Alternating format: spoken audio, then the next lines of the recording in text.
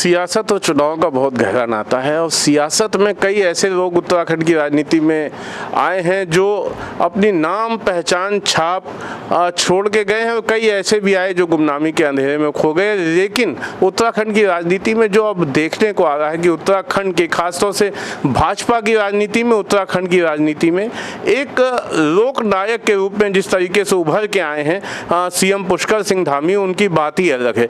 चंपावत उपचुनाव चल रहा है, हमारे साथ बात करने के लिए बैठे हैं सीएम पुष्कर सिंह धामी। सीएम साहब आप हमारे साथ हैं, आपका स्वागत है। सबसे पहले ये कि चुनाव का माहौल तो हम लोग देख के आ ही रहे हैं, आपका क्या स्पेकुलेशन है, कितनी बड़ी मार्जिन से जीत हासिल करने जा रहे हैं, क्या स्पेकुलेशन है? देखिए, मैंने जब चंपावत का मेरा चयन हुआ कि मुझे वहाँ से चुनाव में खड़ा होना है, तो माता पूर्णागिरी के आशीर्वाद से, शारदा मैया के आशीर्वाद से, गुलजू बाबा के आशीर्वाद से, गोरखनाथ बाबा के आशीर्वाद से, माँ हिंगला देवी, रणकोची मैया, डिप्टेश्वर महादेव, घटोत्कच की वो भूमि, माँ बाराही की भूमि, बाबा बयानधुरा की ये भूमि, इस भूमि पर मैं जितनी बार भी गया, हमेशा यहाँ के सभी माताओं का, बहनों का, सभी बड़े बुजुर्गों का, नौजवानों का और बच्चों का, सभी का मुझे लगा कि एक अपार स्नेह और अपार समर्थन पूरे क्षेत्र में मिला है। मैं कह सकता हूँ कि ये मेरा सौभाग्य, मुझे इस क्षेत्र की सेवा करने का अवसर मिल रहा है और बहुत संभावनाएं उस क्षेत्र में हैं काम करने की। संकल्प के रूप में हमने लिया है कि हम अपने इस विधानसभा क्षेत्र को आगे चल के एक मॉडल के रूप में इसको आगे बढ़ाएंगे और साथ ही साथ मतदान के दिन के लिए जो मैं अपील करने गया तो लोगों ने कहा कि हम स्वतः ही आ रहे हैं और एक बड़ा ऐतिहासिक मतदान 31 मई को वहाँ पर होगा। जैसा मैंने लोगों के मन में देखा है, लोग 31 मई का इंतज़ार कर रहे हैं कि 31 मई आए और हम सभी जो है अपना मतदान करें। चंपावत से आप चुनाव लड़ रहे हैं, चंपावत की जनता आपको चुन के भेज देती तो खटीमा सौतेला तो नहीं हो जाएगा? नहीं, खटीमा मैं एक तरह से पैदा हुआ, बड़ा हुआ और चंपावत और खटीमा दोनों अलग अलग नहीं हैं और यह निर्णय भी ये था कि अगर चंपावत रहूँगा तो खटीमा की भी बराबर काम चलता रहेगा। यहाँ पर काफ़ी सारी योजनाएं हमने यहाँ पर चलाई हैं खटीमा के लिए, वो सभी योजनाएं चलेंगी। काफ़ी काम पूरे हो गए हैं, काफ़ी काम पूरे होने हैं। चूँकि पिछले 10 सालों का आप खटीमा देखेंगे और आज का खटीमा देखेंगे तो रात दिन का अंतर दिखेगा। अब आने वाले समय में चंपावत, खटीमा, पिथौरागढ़ सब एक हमारा जो है एक सर्किट है, ये पूरा सर्किट बनेगा और इस पूरे सर्किट के अंदर सभी एक दूसरे से जुड़े रहेंगे, सभी तरफ का विकास होगा और हमारे प्रधानमंत्री जी का ध्येय वाक्य है, सबका साथ, सबका विकास, सबका विश्वास और सबका प्रयास। नहीं, आप कह रहे हैं विकास होगा, आप विकास तो करने नहीं दे रहे हैं विरोधियों को। आपके विपक्षी तो कह रहे हैं कि हमको झंडे तक नहीं लगाने दे रहे हैं, दफ्तर नहीं खोलने दे रहे हैं, गुंडागर्दी कर रहे हैं, सरकारी गुंडागर्दी चल रही है, क्या कहना है? देखिए, मैं हमेशा से इस प्रकार की राजनीति के हमेशा मैं स्वयं खिलाफ रहा हूँ कि कभी भी चूँकि लोकतंत्र में सभी को अपनी भावनाओं को कहने का अधिकार है और जहाँ तक चंपावत क्षेत्र का प्रश्न है, हमारे सभी कार्यकर्ताओं ने बहुत ही सद्भाव से पूरे चुनाव को लिया है। अब चुनाव में लोगों ने अगर अपने घरों में झंडे नहीं लगाने दिए होंगे तो उसमें हमारे कार्यकर्ताओं का कोई दोष नहीं है और अब केवल सहानुभूति बटोरने के लिए कोई मुद्दा नहीं बचा है। तो इस प्रकार के मुद्दों का उपयोग राजनीति में करना मैं समझता हूँ कि घोर राजनीतिक एक सियासत है। मैं ऐसी सियासत को बिल्कुल कभी मैंने नहीं अपनाया है। मैं तो चंपावत वासियों से, चूँकि चंपावत के लोग बहुत गुणी हैं, बहुत अच्छे हैं, बहुत सरल हैं, वो कभी नहीं मानेंगे कि भारतीय जनता पार्टी के कार्यकर्ता, पुष्कर सिंह धामी के कार्यकर्ता, नरेंद्र मोदी जी के कार्यकर्ता कभी ऐसा काम नहीं कर सकते। पूरे देश में कभी ऐसा काम भारतीय जनता पार्टी के लोगों ने नहीं किया है। इस प्रकार के आरोप सत्य से परे हैं। जिन पुष्कर धामी को मैं जानता हूँ लखनऊ विश्वविद्यालय से, वो तो बहुत सॉफ्ट स्पोकन, बहुत कोमल हृदय के हैं, लेकिन अभी पिछले दिनों कुछ डिसीजन हुए ब्यूरोक्रेसी में को लेके, कुछ शासकीय निर्णय लिए, वो बड़े कठोर टाइप के थे, लोगों को हजम नहीं हो रहे हैं। खास तौर पे जो ब्यूरोक्रेसी, सूबे की ब्यूरोक्रेसी जो बिगड़ी हुई कही जाती थी, उनको हजम नहीं हो रहा है। तो पुष्कर धामी अचानक इतने कड़क कैसे हो गए, इसका क्या सीक्रेट है? नहीं, देखिए, जो भी डिसीजन मैंने लिए हैं वो सारे के सारे उत्तराखंड राज्य के हित में लिए हैं, और ब्यूरोक्रेसी भी हमारी है, और जैसा हम काम करेंगे, ऊपर से जैसा चलेंगे, जैसे हम निर्णय लेंगे, वैसा ब्यूरोक्रेसी करेगी। हाँ, अच्छा बोलना, सभी लोगों के साथ सहृदयता से मिलना और सॉफ्ट स्पोकन होना, ये अपना अपना स्वभाव है।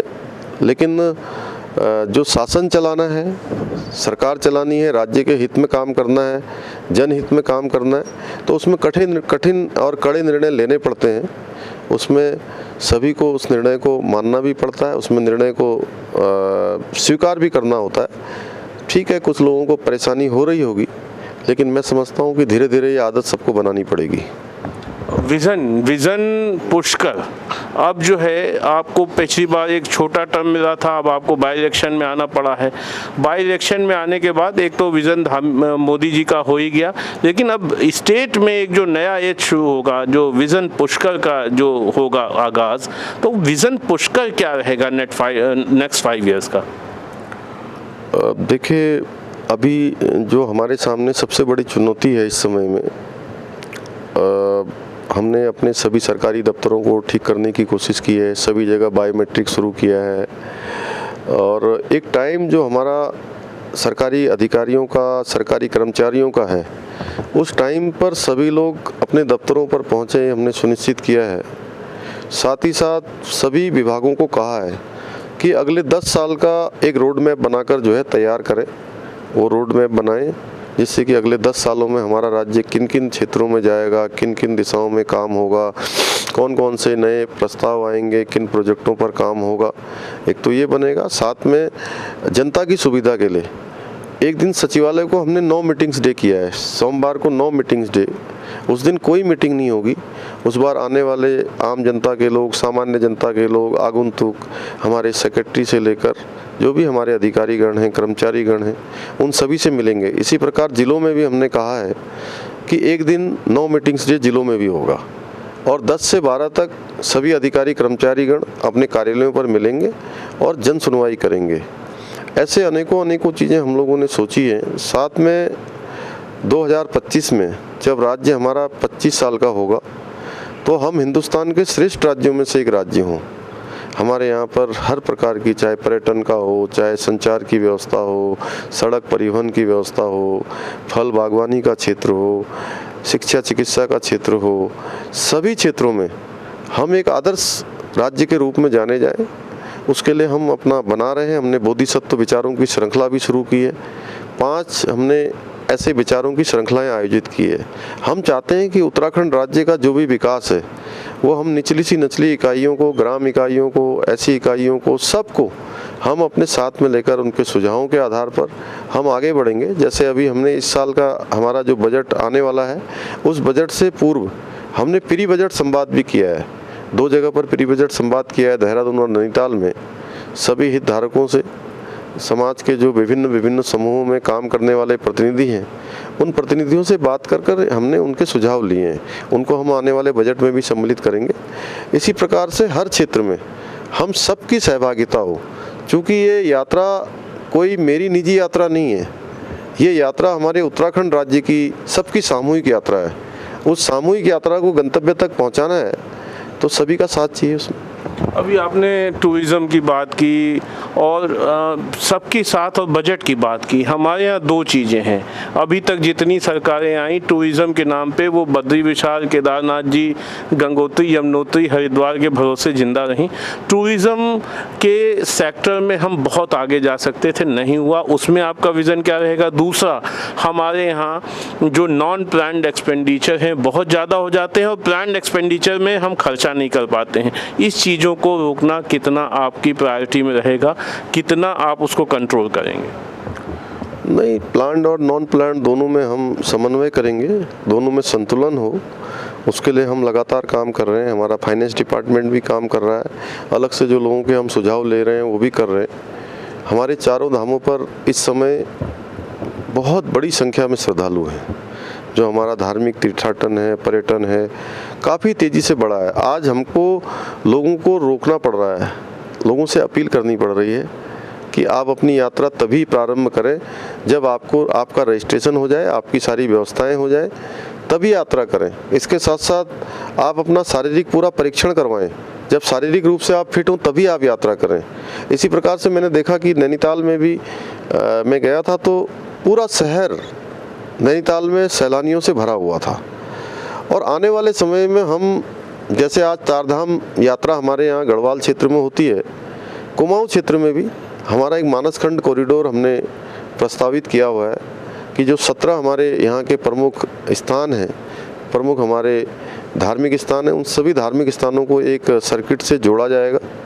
और जोड़ने के साथ साथ बहुत सारी जगह पर अभी हमारी जो सड़कें हैं, जो ऑल वेदर सड़क हमारी इस क्षेत्र में टनकपुर से पिथौरागढ़ बन गई है, टनकपुर से रुद्रपुर तक जुड़ गई है, रामपुर तक जुड़ गई है, उसको जो है और आगे तक ले जाना है। इसी प्रकार से हल्द्वानी से अल्मोड़ा को जाने वाला, रामनगर से होकर नैनीताल को जाने वाला, और हमारा बागेश्वर को अल्मोड़ा से जोड़ने वाला, अल्मोड़ा को गंगोली हाट से जोड़ने वाला, जहाँ हाट कालिका का स्थान है, जहाँ माँ कोकिला का स्थान है, कोटगाड़ी का स्थान है, माँ पाताल भुवनेश्वर है, जागेश्वर है, बागेश्वर है, ऐसे सभी स्थानों को, हमारे चितई में गोलजू हैं, घोड़ाखाल में गोलजू का स्थान है, चंपावत के गोलजू हैं। इधर हम आएंगे तो चरणकपुर में माँ पूर्णागिरी के धाम में प्रत्येक वर्ष मैं समझता हूँ करोड़ों श्रद्धालु आते हैं, और एक दिन में 1-1 लाख से भी ज़्यादा श्रद्धालुओं की संख्या होती है।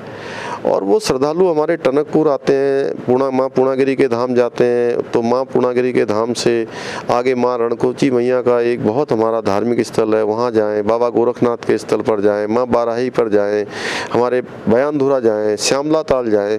इस प्रकार से एक सर्किट बनाने की एक योजना है, जिसके तहत धीरे धीरे लोग केवल कुछ जगह के लिए नहीं, अब 4 धाम का पैकेज लेकर लोग आते हैं कि 1 हफ्ते का उनका कार्यक्रम होता है।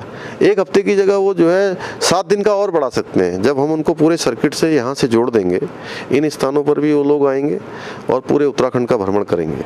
आपसे लंबी इंटरव्यू आपके 3 तारीख के बाद बैठ के करेंगे। अभी हम मुख्तसर में पूछेंगे कि एक छोटे से प्रिसाइज वे में स्टेट को क्या मैसेज देना चाहेंगे आप एज ए सीएम, कि अब मैं सीएम हूं और आई एश्योर यू कि मैं आपसे ये वादा करता हूं कि ये चीज़ें आपको मिलेंगी ही मिलेंगी। देखिए, हमारे देश के प्रधानमंत्री मोदी जी ने जो देश के अंदर एक नई कार्य संस्कृति और एक नया कार्य व्यवहार पिछले 8 सालों में देखने को मिला है। सभी जगह लोग अपने अपने काम के प्रति सजग हैं और मैक्सिमम गवर्नेंस और मिनिमम गवर्नमेंट, इसके आधार पर हम लोग सरकार को आगे चला रहे हैं। इसमें सभी की सहभागिता चाहिए, सभी के विचार चाहिए। इसको मिलकर हम लोग, हमारा नवोदित प्रदेश है, और जब हमारा प्रदेश 25 साल का हो जाए तो उस समय हम आदर्श स्थिति में हों, उसके लिए सभी को अपने अपने स्थानों पर ईमानदारी से काम करना होगा। सरकार पूरी हम पारदर्शी तरीके से चलाएंगे। 1064 अभी हमने भ्रष्टाचार को रोकने के लिए एक नंबर भी लॉन्च किया हुआ है, उसके आधार पर कुछ कार्रवाइयाँ भी हुई हैं। मैंने स्वयं दफ्तरों में मैं गया हूँ, मैंने देखा है कि जो समय पर नहीं आते हैं उनके खिलाफ भी हमने कार्रवाई की है, और आगे और कड़ी कार्रवाई करेंगे, क्योंकि जो भी करना है वो हमने सरलीकरण, समाधान और निस्तारण, एक मंत्र हमने सरकार का लिया है कि सारी जो भी लोगों की समस्याएं हैं, लोगों की आवश्यकताएं हैं, जन समस्याएं हैं, जन आवश्यकताएं हैं, उनका सरलीकरण करना है, और सरलीकरण के बाद उसका समाधान करना है। और जब समाधान हो जाए तो फाइलों की नो पेंडेंसी करनी है और उसका निस्तारण करना है। यानी कि फाइलें चलती रहती हैं, सालों साल तक चलती रहती हैं, नहीं काम हुआ तो भी फाइल पेंडिंग है, काम होने वाला है उसकी भी पेंडेंसी पड़ी हुई है। इन सारी पेंडेंसियों का निस्तारण करना है। नो पेंडेंसी के आधार पर हम सरकार चलाने वाले हैं, और माननीय प्रधानमंत्री मोदी जी का जो विजन है जो आज धर्म के क्षेत्र में, संस्कृति के क्षेत्र में, अध्यात्म के क्षेत्र में हमारे पूरे भारत का उत्थान हो रहा है। हमारी ये भूमि तो धर्म, संस्कृति और अध्यात्म की भूमि है। तो इस भूमि में निश्चित रूप से चाहे योग हो, चाहे धर्म हो, संस्कृति हो, अध्यात्म हो, वो आगे बढ़ेगा। और इसी को ध्यान में रखते हुए हमने जो कहा था वो किया है। और उत्तराखंड के अंदर हम बहुत जल्दी समान नागरिक संहिता का कानून ला रहे हैं। उसके लिए हमने कमेटी बना दी है। हमने चुनाव से पहले जो घोषणा की थी, जो संकल्प लिया था, वो हम पूरा करने जा रहे हैं। जन सहभागिता से विकास की ओर, ये सीएम धामी ने हमारे साथ आज बैठ के ये नारा दिया है। और हम उम्मीद करते हैं कि जब हम अगली बार इनके साथ बैठेंगे तो कोई ना कोई माइलस्टोन अचीव कर ही लेंगे। हालांकि मैं सीएम धामी को पिछले 30 सालों से देखता आ रहा हूँ, वो जो बोलते हैं वो करते हैं। उम्मीद की जाती है कि आज भी जो बोला है वो करेंगे। आपको चुनाव के लिए बहुत बहुत शुभकामनाएं धामी जी। Thank you.